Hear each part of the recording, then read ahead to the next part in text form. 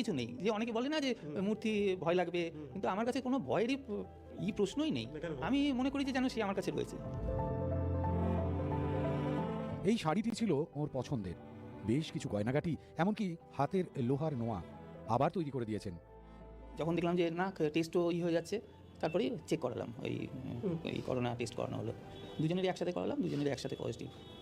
তো এইভাবে থাকতে থাকতে 2-3 দিন থাকার পরই ওর যেহেতু কিছু প্রবলেম ছিল, সুগার, কিডনি না লিভার, এইসব প্রবলেম ছিল, তার ট্রিটমেন্টও চলছিল, কিন্তু সুগারটা বেশি থাকাতেই হয়তো আর কি, হ্যাঁ, তো ওর অক্সিজেন লেভেল কমে যাচ্ছিল।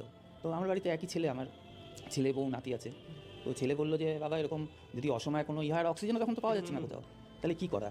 আমি বরং, আর হসপিটালও ভালো হসপিটাল, আমি তো এয়ারপোর্ট অথরিটিতে চাকরি করতাম, তো আমাদের অনেক হসপিটালের সুবিধা আছে, কিন্তু তখন তো কোথাও হসপিটাল পাওয়া যাচ্ছে না। তারপরে ছেলে, ওর শ্বশুরবাড়ির তরফে ভাইরা ডাক্তার, ওই শালীয় ডাক্তার, ওরা একটা গভর্নমেন্ট হসপিটালে, ওরা যেহেতু গভর্নমেন্ট হসপিটালের সাথে attach, Baghajatin state general hospital, ওইখানে ভর্তি করা হলো। ওইখানে 2 তারিখ ভর্তি করা হলো। 3 তারিখ রাতটাও শেষ রাত হলো না, 3 তারিখ শেষ রাত্রে আমাদের জানালো যে নেই।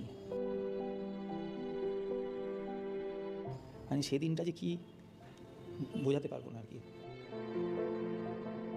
মৃত বাবা মায়ের স্মৃতিতে প্রতিমা প্রতিষ্ঠা করে তাকে পুজো করতেও দেখা গেছে, কিন্তু এটা ব্যতিক্রম।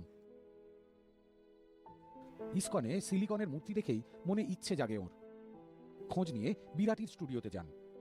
ক্লায়েন্টের পছন্দসই যে পোর্ট্রেটটা আমাদের সিলেকশন করা হয় সেটা দেখে ক্লায়েন্টের সাথে ডিসকাশন করার পরে ওই পোর্ট্রেটটাকে আমরা পার্টিকুলার ধরি। রেফারেন্স তো অনেক কিছু নেই আমরা, তারপরে মাড়িতে করার পরে ওটাকে আমরা জাস্ট টেকনিক্যালি কালার করে দেখি যে কতটা ভালো লাগছে বা ম্যাচ করছে কিনা।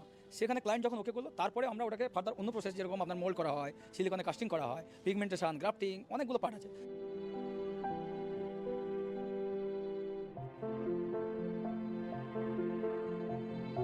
বুঝতে পারছেন যে ভালোবাসার কোন জায়গায় ঘা লাগলে তবে এরকম জীবন্ত মূর্তি হতে পারে। রাহুল নন্দন পালের সঙ্গে প্রীতম দে।